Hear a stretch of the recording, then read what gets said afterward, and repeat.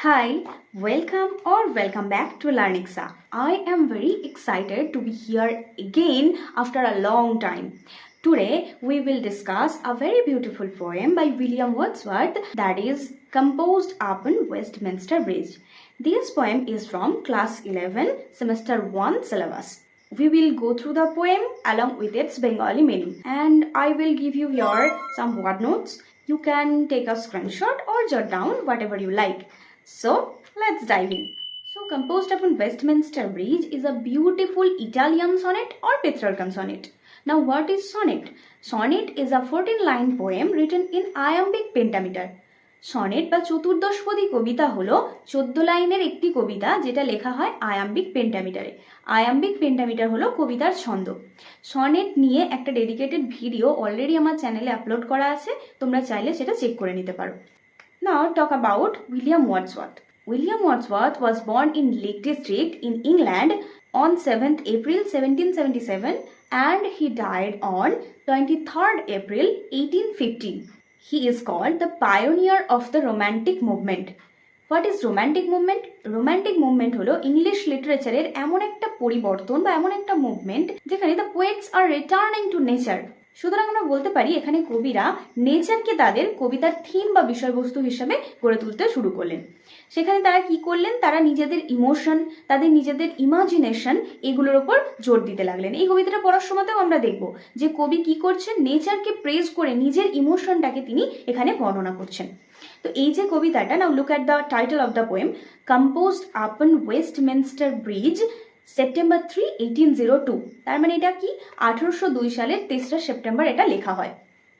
Now look at the background of the poem. এই কবিতাটা কোন সিচুয়েশনে লেখা হয়েছিল চলো সেটা দেখা যাক। উইলিয়াম ওয়ার্ডসওয়ার্থ তার বোন ডরোথি ওয়ার্ডসওয়ার্থকে নিয়ে ফ্রান্সের উদ্দেশ্যে যাচ্ছিলেন। তারা ক্যালেই ফ্রান্সের উদ্দেশ্যে যাচ্ছিলেন। সেখানে যাওয়ার সময় তারা ঘোড়ার গাড়ি করে যাচ্ছিলেন। যেতে যেতে তারা ক্রস করছিলেন ইংল্যান্ডের সেই বিখ্যাত bridge Westminster bridge that is situated over the river Thames, যেটা টেমস নদীর উপরে অবস্থিত। সেই ব্রিজ তারা ক্রস করছিলেন এবং ক্রস করতে করতে তারা একদম আর্লি মর্নিংয়ে ব্রিজটা ক্রস করছিলেন। ব্রিজ ক্রস করতে করতে তারা সেই গাড়ি থেকে ব্রিজের উপর থেকে শহরের সৌন্দর্যটা দেখতে পান, দৃশ্যটা দেখতে পান। And the poet was so much moved that he wrote the poem instantly. তিনি সেখানেই দাঁড়িয়ে, গাড়ি থেকে নেমে সেখানে দাঁড়িয়ে তিনি কবিতাটা লিখে ফেললেন। সেজন্য এটার নামকরণ করা হয়েছে composed upon Westminster bridge. Westminster ব্রিজের ওপর বসেই সেটা লেখা হয়েছিল। এবার তাকে পায়োনিয়ার অফ রোম্যান্টিক মুভমেন্ট কেন বলা হয়, পায়োনিয়ার বা পথপ্রদর্শক কেন বলা হয়? কারণ উইলিয়াম ওয়ার্ডসওয়ার্থ আর স্যামুয়েল টেলর কোলরিজ এরা দুজনে মিলে কোলাবোরেশনে একটি পোয়েট্রি কালেকশন পাবলিশ করেন যার নাম ছিল লিরিক্যাল ব্যালাডস, এবং সেটাকে এই ইংলিশ রোম্যান্টিক মুভমেন্টের বিগিনিং বলে ধরা হয়। The time is very important in this poem. এই কবিতার সময়টা কিন্তু ভীষণ গুরুত্বপূর্ণ, কারণ তারা যখন ব্রিজটা ক্রস করছিলেন ইট ওয়াজ দি আর্লি মর্নিং, একদম প্রথম সকাল যখন সূর্যটা উঠতে শুরু করছে তখনকার কথা কিন্তু এখানে বলা হচ্ছে। চারিদিকে একদম নিস্তব্ধ, দিনের কাজকর্ম শুরু হয়নি। সেই যে দৃশ্যটা তারা দেখেছিলেন সেটা দেখেই কিন্তু মুগ্ধ হয়ে আমাদের উইলিয়াম ওয়ার্ডসওয়ার্থ এই কবিতাটা লিখেছিলেন। Now look at the structure of the poem. It has the very Italian sonnet format divided into two parts, octave and sestet. Remind, octave and sestet. The first 8 lines of a sonnet are called octave. একটা সনেটের প্রথম যে 8টা line সেটাকে বলা হয় octave, and the next 6 lines are called sestet. তার পরবর্তী 6 লাইনকে বলা হয় সেস্টেট। এটাই হচ্ছে ইটালিয়ান সনেটের কিন্তু ভাগ। 14টা লাইন থাকবে এবং অক্টেভ আর সেস্টেটে ভাগ থাকবে। অক্টেভ পার্টে আমরা কি দেখব? কবি এখানে একটা প্রপোজিশন রাখছেন, তিনি একটা প্রস্তাব দিচ্ছেন যে এই দৃশ্যটা সব থেকে সুন্দর, পৃথিবীতে যত দৃশ্য রয়েছে সব থেকে বেশি সুন্দর, এবং তার জন্য তিনি কিছু যুক্তি দেখাচ্ছেন বা তার সাপেক্ষে তিনি কিছু লজিক এখানে প্রেজেন্ট করছেন যে কেন এটাকে তিনি সুন্দর বলছেন।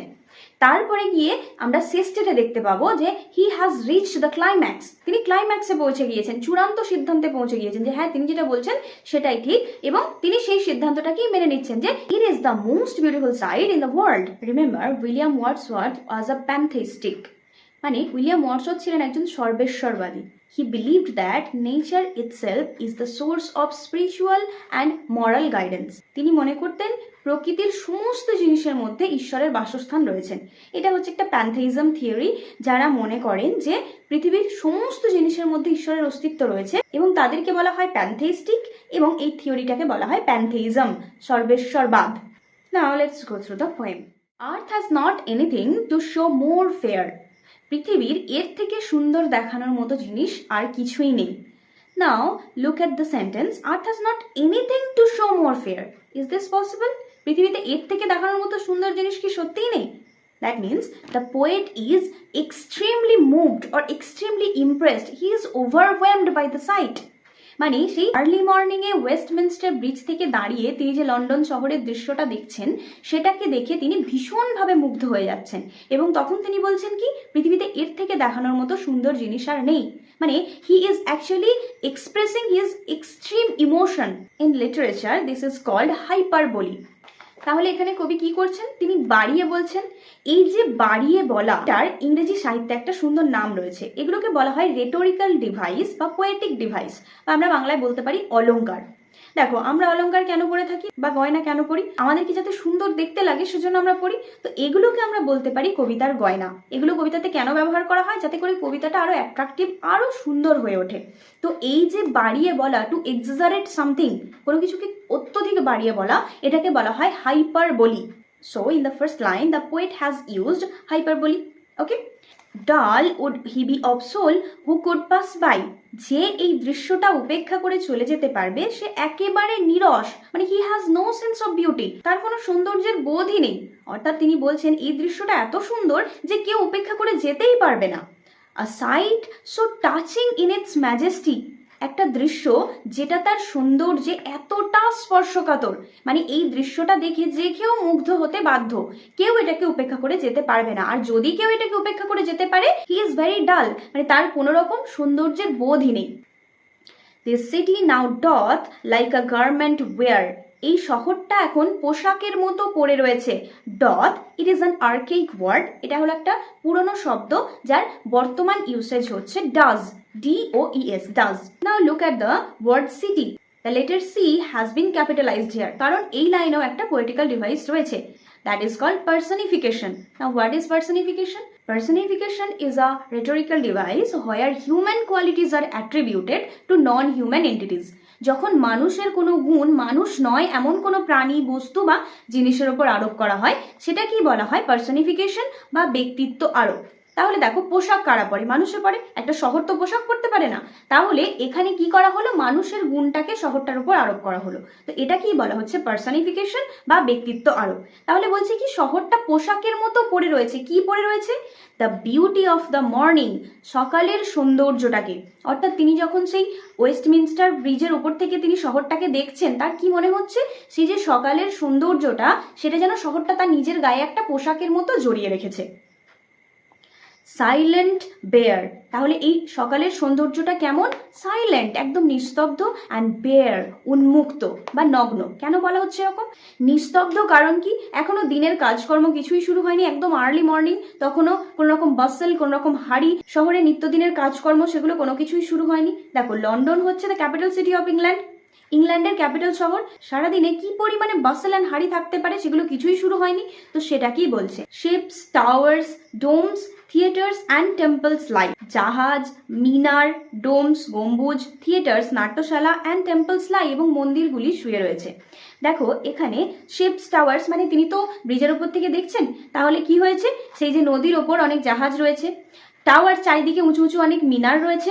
অ্যান্ড ডোমস, ডোমস মানে হচ্ছে গম্বুজ। এখানে গম্বুজ বলতে সেন্ট পলস ক্যাথিড্রালের যে গম্বুজ সেটাকে কিন্তু রেফার করা হচ্ছে। তাহলে সেই যে গম্বুজ, সমস্ত কিছু। থিয়েটার্স, নাট্যশালা, এখানে থিয়েটার বলতে 19th সেঞ্চুরির যে বিখ্যাত নাট্যশালাগুলি ছিল, যেমন তার মধ্যে আমরা বলতে পারি Covent garden, royal Opera house, এগুলোকে মেবি রেফার করা হচ্ছে। অ্যান্ড টেম্পলস, এখানে টেম্পলস বলতে মেটাফরিক্যালি স্যাক্রেড প্লেসকে বোঝানো হচ্ছে, বা আমরা বলতে পারি সেই যে টেম্পলস চার্চ সেটাকেও বোঝানো হচ্ছে। এখানে টেম্পলস মানে মন্দির অর্থে নয়, গির্জা বা কোনো পবিত্র স্থান অর্থেই ব্যবহার করা হচ্ছে। তাহলে এই সমস্ত কিছু শুয়ে রয়েছে কেমন ভাবে? Open on to the fields, মাঠের উপরে, অ্যান্ড টু দ্য স্কাই, খোলা আকাশের নিচে। অর্থাৎ unto, this is also an archaic word, যার মডার্ন ইউসেজ হচ্ছে টু। Preposition to, to. সেগুলোকে দেখতে কেমন লাগছে? খোলা বিস্তীর্ণ মাঠ রয়েছে, তার উপরে যেন সেগুলো সব শুয়ে রয়েছে খোলা আকাশের নিচে। খোলা বা উন্মুক্ত আকাশ কেন বলা হচ্ছে? কারণ যেহেতু দেখো কোনো রকম কলকারখানার কাজকর্ম শুরু হয়নি, যানবাহন শুরু হয়নি, তাহলে বাতাসে কোনো রকম ধোঁয়া নেই, একদম ক্লিয়ার আকাশ রয়েছে, কোনো রকম কুয়াশা নেই, তাই সেগুলো সমস্ত কিছু যেন একদম উন্মুক্ত বা নগ্ন অবস্থায় যেন পড়ে রয়েছে। এখানে দেখো একটা কন্ট্রাস্ট আইডিয়া ব্যবহার করা হচ্ছে। তিনি বলছেন শহরটা পোশাকের মতো পড়ে রয়েছে সকালের সৌন্দর্যটাকে, আবার তিনি বলছেন এই দৃশ্যটা হচ্ছে বেয়ার। তাহলে কি মানে তিনি বলতে চাইছেন যে এই যে সকালের সৌন্দর্য সেটা যেন প্রত্যেকটা কোনায় কোনায় বিরাজমান, প্রত্যেকটা কোনায় যেন তার উপস্থিতি বিদ্যমান রয়েছে।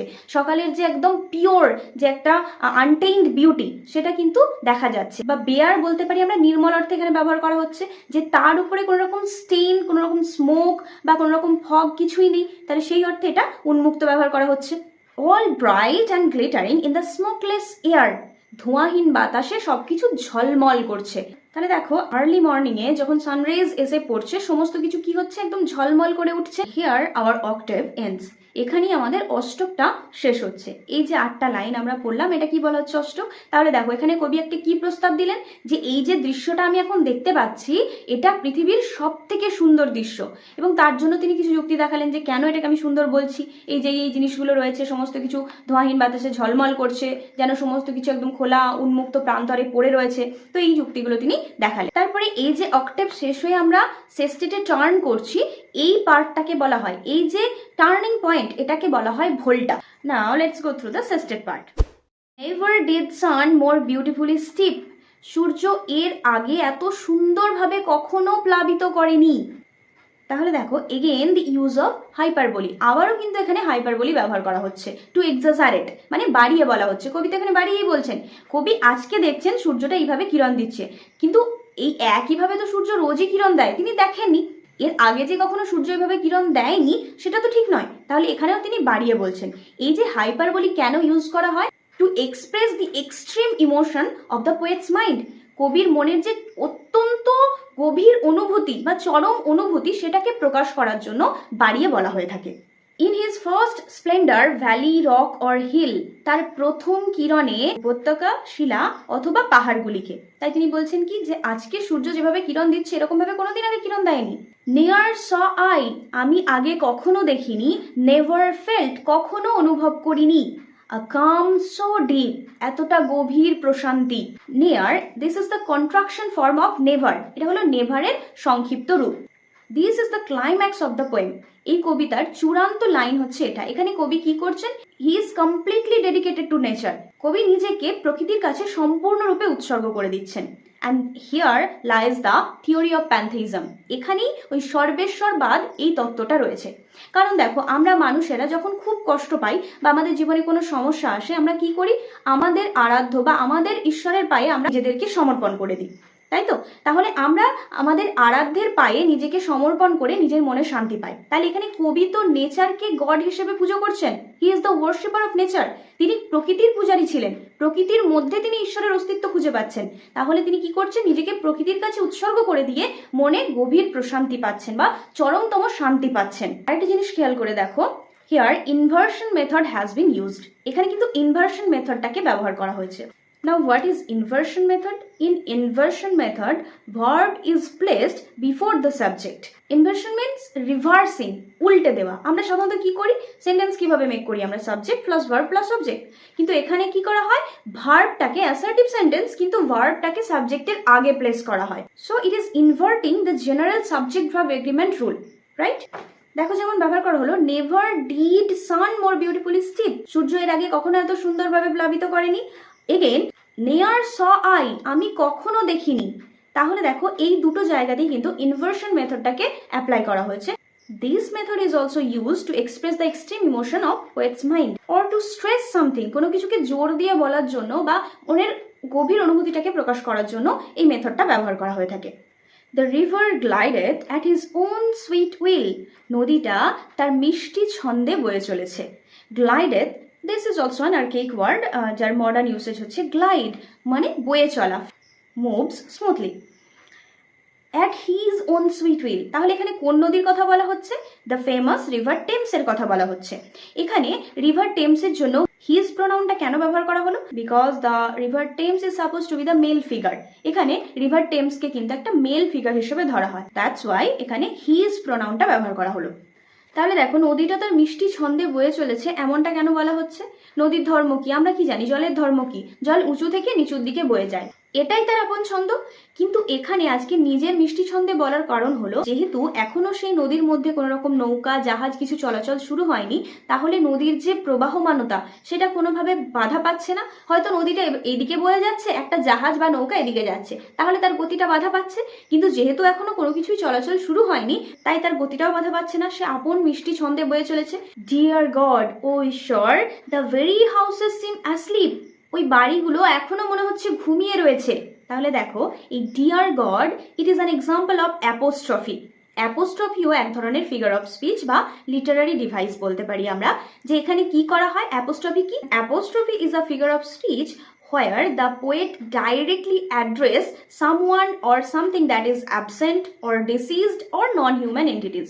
কবি এমন একটা কোনো জিনিস হতে পারে, কোনো বস্তু হতে পারে, কোনো মৃত মানুষ হতে পারে, তাকে উদ্দেশ্য করে কথাটা বলেন, বা মানুষ নয় এমন কোনো জিনিস হতে পারে, তাকে উদ্দেশ্য করে কথাটা বলে যে বর্তমানে সেখানে উপস্থিত নেই। এটাই হচ্ছে apostrophe. This is also done to express the extreme emotion of the speaker's mind. এবং এখানে তিনি কি করছেন? অলমাইটি গডকে তিনি স্মরণ করছেন টু এক্সপ্রেস হিজ গ্র্যাটিটিউড, তার কৃতজ্ঞতা প্রকাশের জন্য। Because he is very much grateful to God for giving him this opportunity to enjoy the beautiful sight. And again, the very houses seem asleep. This is an example of personification. বাড়ি তো ঘুমাতে পারে না, তাহলে বাড়ি ঘুমাচ্ছে মানে কি? ঘুমানো, এটা কি করা হলো? মানুষের গুণটা সেই বাড়িটার উপর আরোপ করা হলো, তাহলে এটাকে আমরা বলতে পারি ব্যক্তিত্ব আরোপ। এখানে আরও একটা ফিগার অফ স্পিচ রয়েছে, that is called synecdoche. Now what is সিনেকডকি?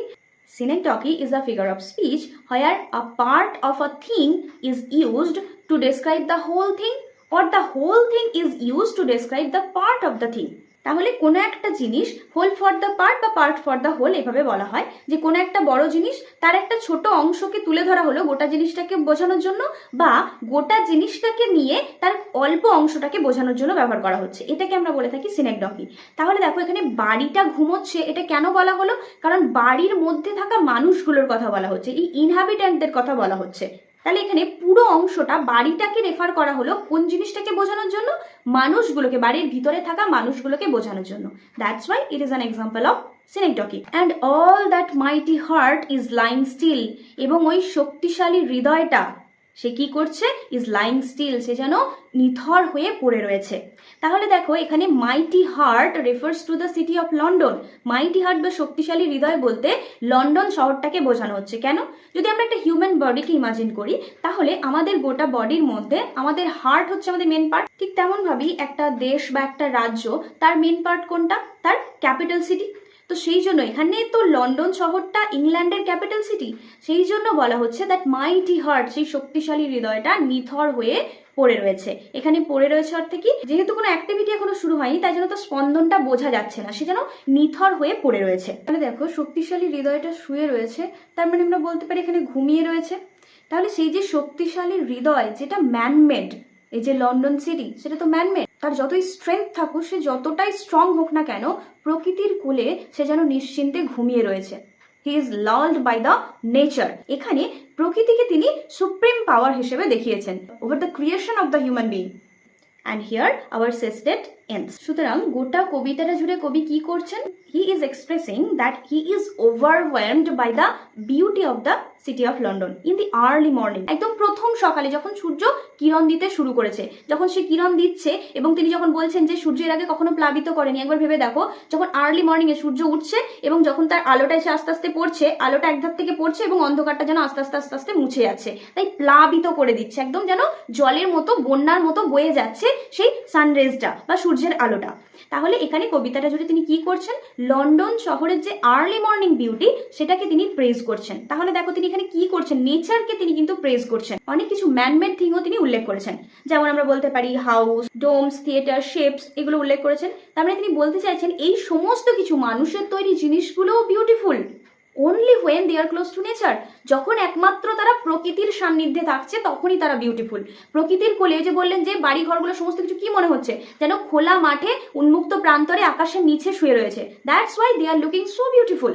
And the sun rays is making them very bright and glittering. So remember, the tone of the poem is joyful. The poet is overwhelmed. The poet is extremely impressed by the sight of the city of London in the early morning. এবার চলো আমরা আরেকটা interesting জিনিস দেখি। Now what is the rhyme scheme of the poem? কবিতাটার ছন্দটা কি চলো আমরা দেখি। দেখবে আমরা যখন ছোটবেলায় ছড়া পড়তাম, মনে করে দেখো একটা লাইনের সঙ্গে তার পরের লাইনে মিল থাকতো, যেটাকে অন্তমিল বলা হতো। যেমন পড়েছি আমরা, কুমোরপাড়ার গরুর গাড়ি, বোঝাই করা কলসি হাড়ি, গাড়ি চালায় বংশী বদন, সঙ্গে যে যায় ভাগ্নে মদন। তাহলে এই যে গাড়ি, হাড়ি, বদন, মদন, এগুলো তো পরপর পরপর মিল রয়েছে। ঠিক তেমন ভাবেই আমাদেরকে এই পোয়েমগুলোর ক্ষেত্রে খুঁজে বার করতে হবে কোন লাইনটার সঙ্গে কোন লাইনটার মিল রয়েছে, এবং সেগুলোকে আমরা ডিনোট করি কিভাবে? আমাদের যে A to Z লেটার রয়েছে সেই লেটারগুলো দিয়ে আমরা তাদেরকে ডিনোট করে থাকি। যেমন প্রথমে আমরা এ থেকে স্টার্ট করি, আবার তার সঙ্গে যা মিল পাবো সেটাও এ হবে, যদি মিল না পাই নেক্সটে গিয়ে বি হয়ে যাবে। তো চলো দেখি আমরা। ফেয়ার, এটা তাহলে আমরা কি পাচ্ছি? এ। ফেয়ারের পর রয়েছে বাই, বাই মিল পাচ্ছি না, তাহলে ফেয়ারের সঙ্গে হলো না, এটা হয়ে গেল বি। আবার পাচ্ছি ম্যাজেস্টি, বাইয়ের সঙ্গে ম্যাজেস্টি মিল রয়েছে, সেহেতু এটা হয়ে গেল বি। নেক্সট আমরা পাচ্ছি ওয়্যার, ওয়্যার কার সঙ্গে মিল রয়েছে? ফেয়ারের সঙ্গে, তাহলে এটা হয়ে গেল এ। নেক্সট আমরা আবার পাচ্ছি বেয়ার, আবার সেটা রয়েছে মিল রয়েছে ওয়্যারের সঙ্গে, এটাও হয়ে গেল এ। তারপর রয়েছে লাই, যেটা আমরা মিল পাচ্ছি বাইয়ের সঙ্গে, তাহলে এটা হয়ে গেল বি। স্কাই, এগেন লাই, এটাও হয়ে গেল বি। তারপরে এয়ার, আবার মিল রয়েছে ফেয়ারের সঙ্গে, এটা হয়ে গেল এ। তাহলে এই হলো আমাদের অক্টেভ পার্ট। তাহলে অক্টেভ পার্টের আমাদের রাইম স্কিমটা কি দাঁড়ালো? A B B A, A B B A.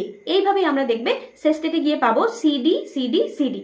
এটা মনে রাখার সহজ উপায় হচ্ছে আব্বা আব্বা সিডি সিডি সিডি। আমাদেরকে কিন্তু রাইম স্কিমটা মনে রাখতে হবে। সো কবিতাটা আমাদের এখানেই শেষ হচ্ছে। আশা করি কবিতাটা তোমরা ভালোভাবেই বুঝতে পেরেছো। তারপরেও যদি কারো কোনো ডাউট থেকে থাকে আমাকে কমেন্টে জানিও, আমি ক্লিয়ার করে দেওয়ার চেষ্টা করবো। And if you find this video really helpful, please do like, share and comment. See you soon. Till then, study well, stay well.